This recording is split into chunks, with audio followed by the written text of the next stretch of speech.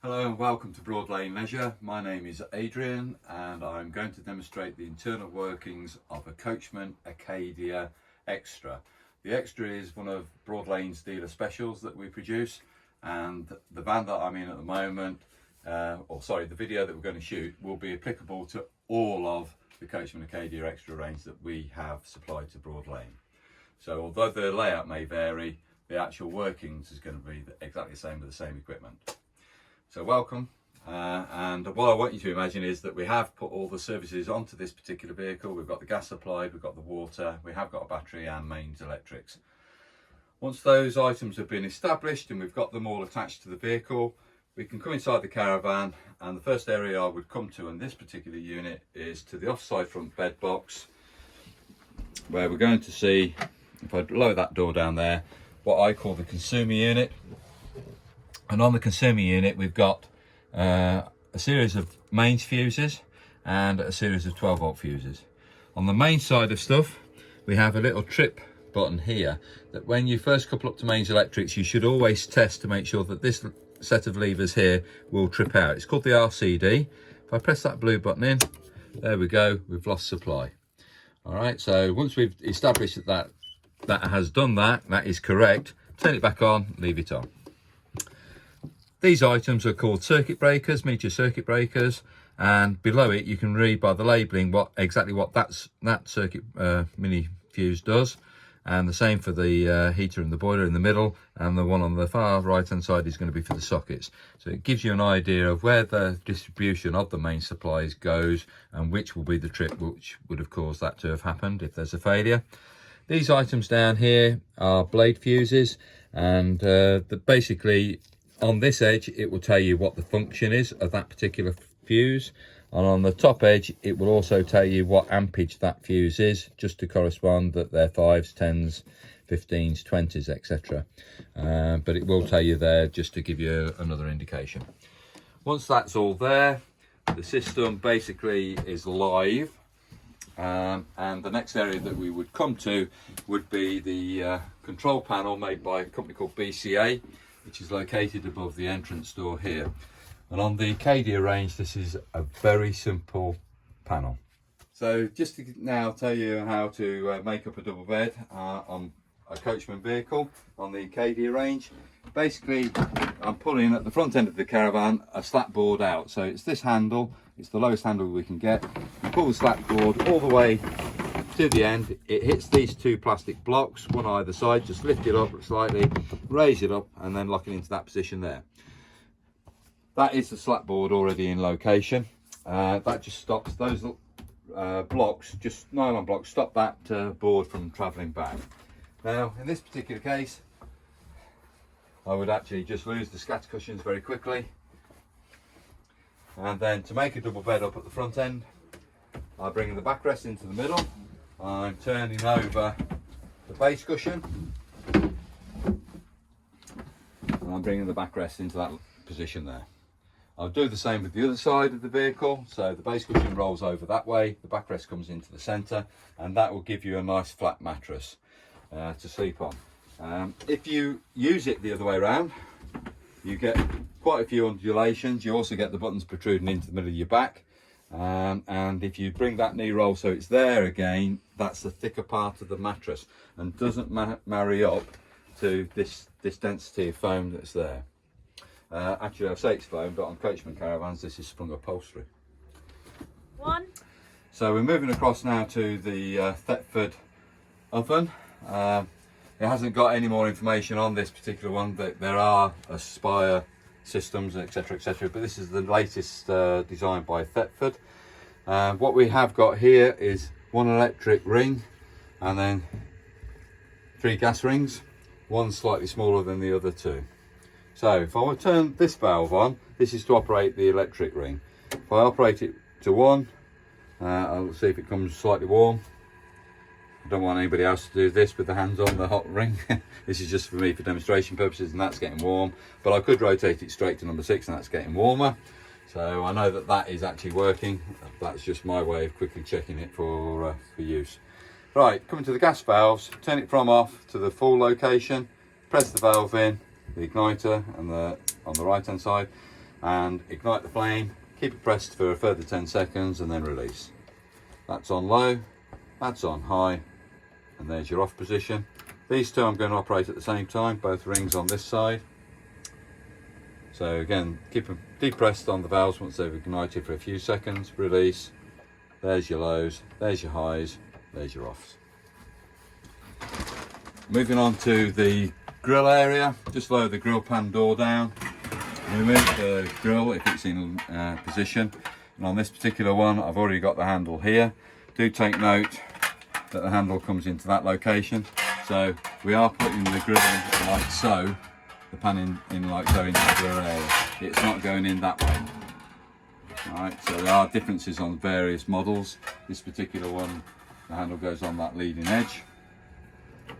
Turn it again on the grill to the full flame, press the piezo igniter, ignite the flame, count a few more seconds with the valve depressed, and then release. That's on high, and there's a low setting again I can see, and there's your high setting and off. Very simple use on a grill.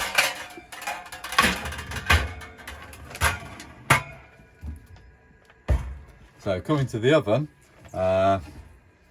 just lower the oven door down, and the flame is going to be at the back of the oven. Rotate the valve to its maximum setting, press the valve in, strike the igniter, away she goes, and the flame's ignited. Count 10 seconds, release. Its maximum temperature on this one is 260 degrees, so there's variables on these. Some are at 240 is the maximum temperature, this one's actually 260, and you can lower it as low as 120. You do need to have the oven door closed for heat to build up for it to regulate on the thermostat. The thermostat tube is this one here. I've got my finger on right now. That recognises the heat that's being produced. And also, just to also mention about the data plate again, on this particular appliance, you're going to find on the side location there, if there is a failure within this appliance that needs a warranty claim, by all means, take a photograph of that for me, send it in, and we can obviously make various claims. Fill a warranty claim in for you. So the oven is now in an off position. The only thing to also say on some of the Aspire ranges, what we have, and we haven't got on this particular one, is a heat shield which automatically or manually has to be extended so that these valves don't get overheated. At the moment, this particular model does not require that. We have got other fans built into the back end of this vehicle, which you, as the oven's in operation, you'll hear the fan cut in and it's taken heat away from this area. So just be aware of, there is a fan built into this system. Below this is always a pan storage, and we always have, whether this be a Coachman or a Swift model, you'll always find a plug and socket arrangement located below the oven or to the side of the oven, and basically that's for the electric ring to work. But if the oven is ever removed, all that we have to do is pull the plug and socket apart from each other, and obviously at that point we can remove the oven altogether. To install it, we'd not need a contractor to come in and do 17th, 18th edition drain and sign it off that it's been inserted correctly back in. So just onto the glass lid itself. There is a picture on the lid that we can see. It's a flame, and it says please don't lower the glass lid down if the flames are alight. I think that's a self-explanatory thing. Obviously this is toughened glass. If you lower that lid down and there's been residual heat here, do allow these to cool down before you lower it down, because if you've been boiling potatoes on the back ring there, it's going to be very warm. Don't lower it straight down, allow the heat to disperse before you do so. Toughened glass, when heated, it shatters, and you don't want that experience. So just a word of advice, please don't heat that glass up. So to continue in a Coachman caravan, obviously I just want to demonstrate the windows, the fly screens and blinds and roof ventilators that we have on this particular model. So they've all got lever latches, and the ones on the window stays just rotate, but the actual ones on the base, there's a little button that you have to press in to get that lever latch to turn. So press the button in and it will turn. Just release all four latches, have it slightly ajar, and you get fixed ventilation here, roughly about an inch gap. But if you was to have somebody, malicious person, put their fingers behind the window, they would probably break these plastic latches. So just be aware, it's not 100% secure, but it looks secure, if that makes sense. When I'm ready to open the window up greater than that, just open the window up to the desired location and turn these little screws here to lock the window stays in that position. If I want to then bring the window out or change its position, just release them slightly. The window would either come right down, or you could gain a greater access should you need to. And that is basically the operation of the windows. Coming to the blinds, the first metal bar that I pull down brings down then the concertina blind. The second bar, located here, is just the fly screen following it down afterwards. I think that's straightforward. That's nighttime use. That could be day use when you don't want the flies to fly in. Some customers do use blinds during the day if it's a very strong sunlight. Say you're in the south of France, you've got some very high temperatures and you want to try and keep the caravan cool. A lot of people use the blinds to reflect the heat. Well, quite right, the blind will reflect the heat. But if you leave it completely sealed, it will reflect it back against the perspex window, and the temperature that's trapped in there will increase dramatically. So when in strong sunlight, I'm recommending that you leave a small air gap at the top, which allows that heat to actually disperse. All right, yes, it's dispersing internally, but you're not distorting the window. So if that heat is trapped in there, it's radiated against that, and that window pane will distort. I'm just going to draw your attention to a small symbol that you're going to find located on the windows, which is the round one on the far left hand side with the book inside there. It's saying read your owner's handbook, and it will explain what I've just said there about that. It's not covered under a warranty situation, so please be aware of it. If you come in with a distorted window, unfortunately that is not going to be covered. All right, so moving on from there, I'm going to come to three different type of style vents. In fact, 4 if I was to include the bathroom one. But let's just go into this one right now.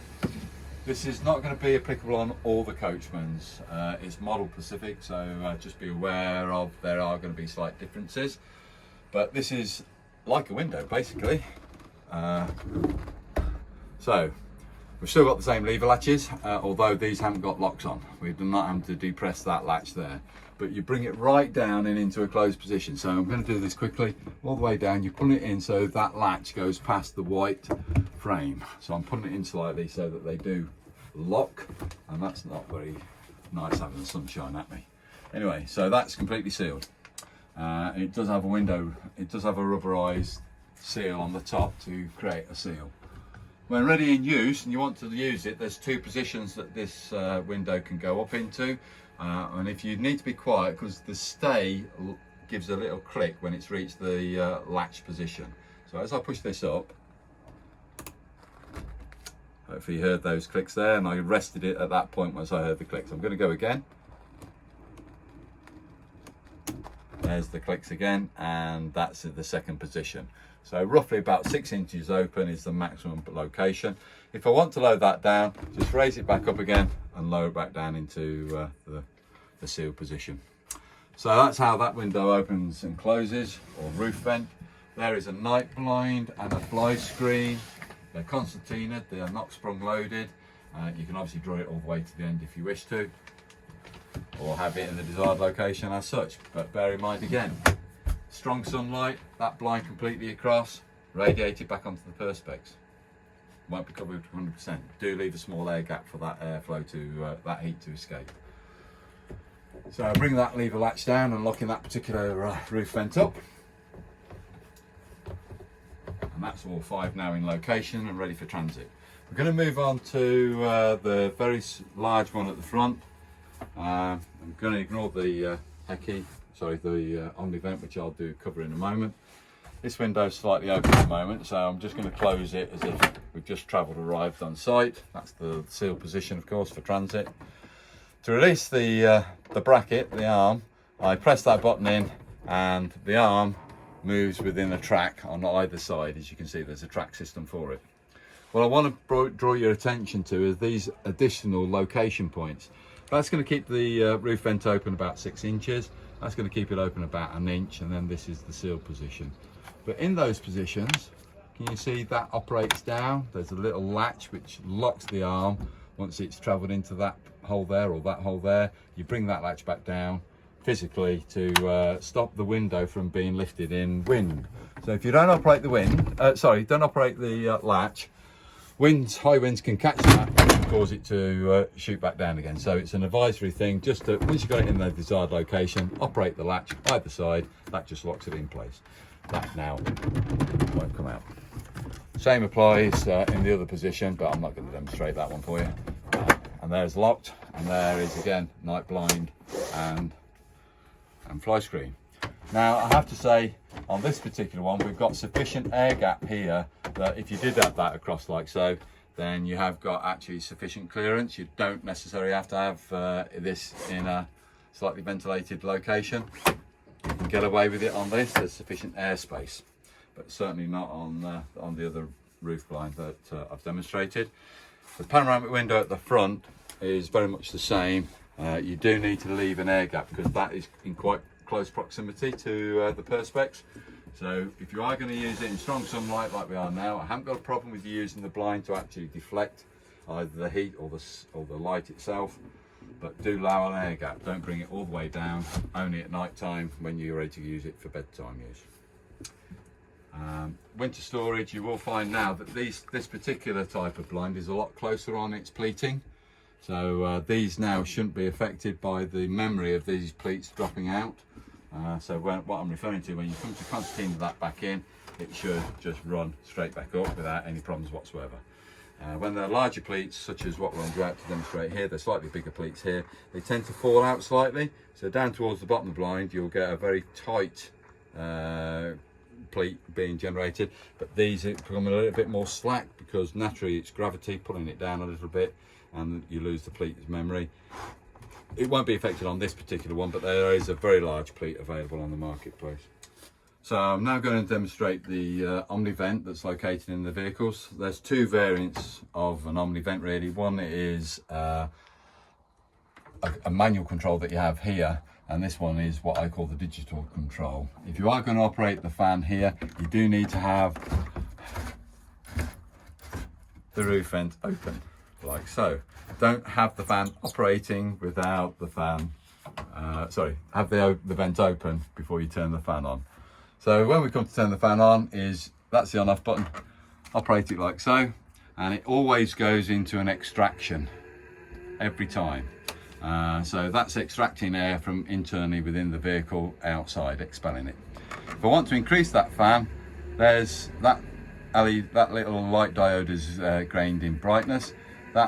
So that was one, that's 1.5, there's 2, 2.5, there's 3, and that's extraction of air here.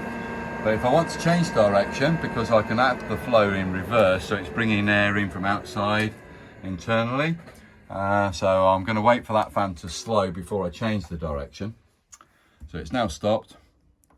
I'm now asking it if these are touch, oh no, turn it on first, Dave, let's get it right. I'm now asking it to change direction. So stop that fan. Wait for it to stop, and there's half revolution there. Yeah, so that's now, as you've seen, the little debris flow back in. That's half speed. There's 1, there's 1.5, there's 2, and all the way up to 3. And so just bear in mind, you do need that roof vent open for the airs to flow in and out. Okay, so the only thing I need you to be aware of on Omni-Vents, if there's any likelihood of rain, please lower the vent down, or at least put it into an almost closed position, because this is electronics up here which can be exposed, and if water does get onto those electronics, they can short or they could blow a fuse or something similar to that. It's just a standard thing that you just need to be aware of. Just if it's going to rain, lower that vent down. At night time, we do have a night vent or a blind that comes across just to close off the illumination there. So what you do is you grab those two little lugs, you move them inwards, and I could ask it to lock out there or other places, i.e. somewhere there, both gone, can't find it. That's either open or closed. Okay.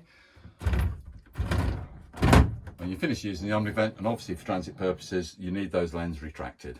Just make sure they're down.